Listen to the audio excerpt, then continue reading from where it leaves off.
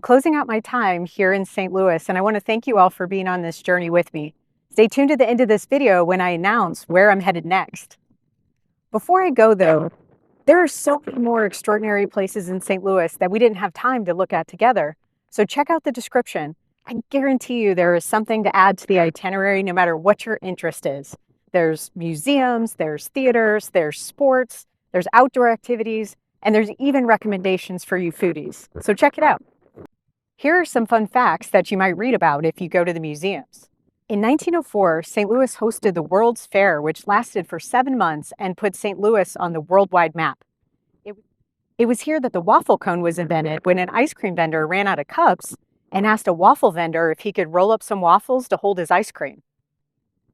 Also notable in 1904 was the first time the Olympic Games were held in the United States. At the St. Louis Games was the first time that the gold, silver, and bronze medals were bestowed on the winning athletes.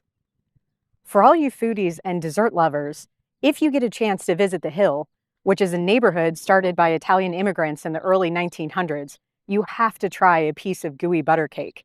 Gooey butter cake was an invention when a new baker at a St. Louis bakery accidentally mixed up the proportions of butter and flour. Now, this was during the Great Depression when cake ingredients were hard to come by. Instead of wasting it, the baker baked the batter, and this delicious dessert was born.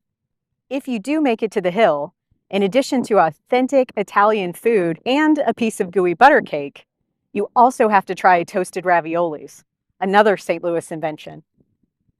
So now, on to my next adventure. I'm heading to Reno, Nevada to see what makes that U.S. city extraordinary.